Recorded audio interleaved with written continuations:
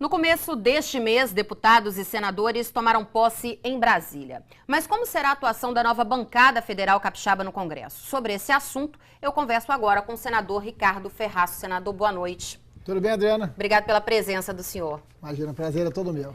Senador, na visão do senhor, quais são as principais demandas do Estado junto ao governo federal? E como acabar aí com problemas que se arrastam há anos? Um exemplo que a gente pode dar, que todo mundo conhece, é as obras do aeroporto, por exemplo.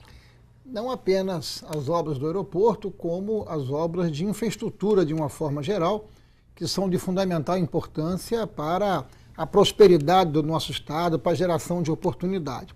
Esse é o nosso principal objetivo em Brasília, ou seja, defender o nosso Estado e fazer o governo federal entender que o Espírito Santo não depende de privilégio, não depende de favor, que o Espírito Santo é um Estado que contribui com o desenvolvimento nacional e que, portanto, precisa ser tratado com muito respeito. Por isso mesmo que dia sim, outro também, nós estamos cobrando muito do governo federal respeito pelos capixabas e pela participação que nós capixabas damos ao desenvolvimento nacional. Então o senhor acredita que o governo federal não olha para o Estado com o carinho ou o cuidado que deveria ter? Mais do que isso, não olha com respeito, porque esses dados, eles são dados oficiais.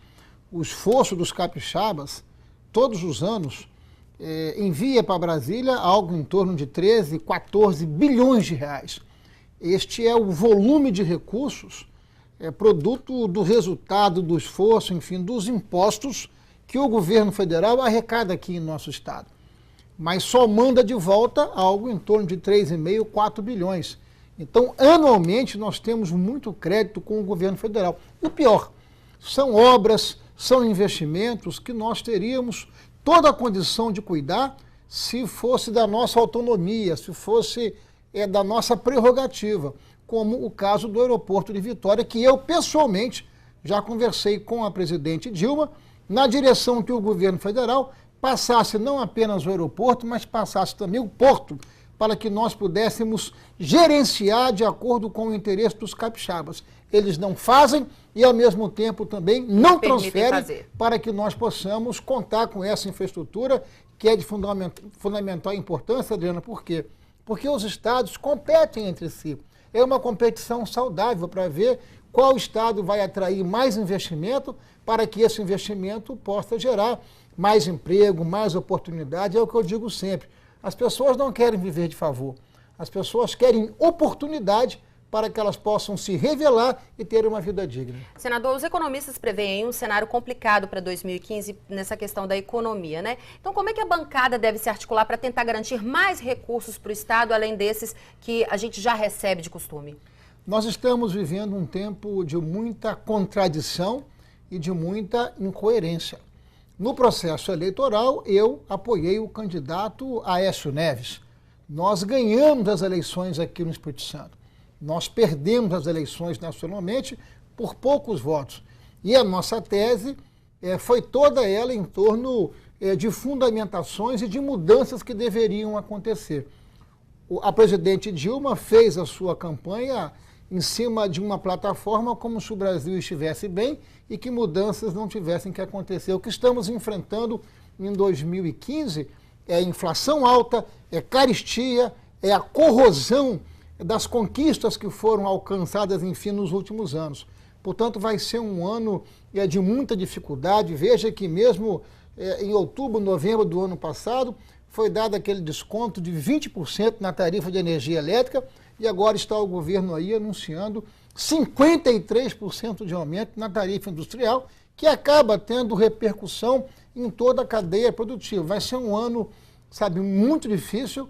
E o que nós precisamos fazer é cobrar coerência, é cobrar por parte do governo federal tudo aquilo que eles prometeram. Pois é, esse escândalo da Petrobras que chegou, tomou conta do país, ele voltou a ganhar destaque no Congresso. O senhor acredita que nesse momento do escândalo da Petrobras, há clima para votar aí a tão prometida reforma política? Eu acho que a reforma política... Você acha que ela sai do papel? Eu acho que a reforma política ela é absolutamente necessária.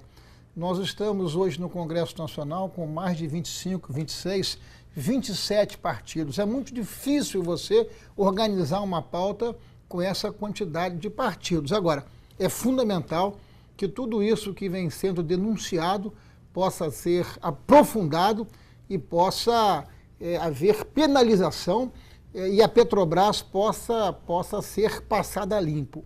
Esses escândalos todos que envolvem a Petrobras não traz apenas prejuízo à Petrobras e ao Brasil, traz prejuízo ao nosso Estado, à medida em que o plano de investimentos que a Petrobras tinha, os compromissos que a Petrobras tinha com o nosso Estado, vai ficando adiado e postergado dia após dia, como é o caso, por exemplo, do polo gás químico lá da região de Linhares, porque o nosso esforço tem sido muito grande para que, além de produzir petróleo e gás, nós possamos ter investimentos que possam aumentar o valor agregado da produção de petróleo e gás, como é o caso do polo gás químico, como é o caso dos investimentos no campo da infraestrutura.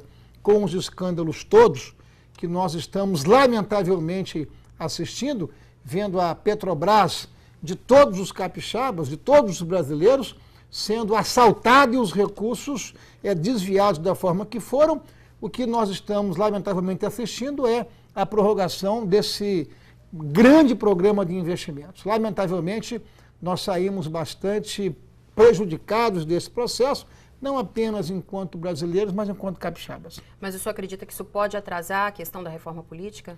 Eu acredito que isso leva a um nível de fragilização, mas eu estou meio que convencido que a reforma política se transformou numa prioridade tão grande para o nosso país, para organizar o ambiente político, que eu acho que, independente desses problemas, nós precisamos priorizar esse tema, mas não apenas esse tema. Não apenas esse tema.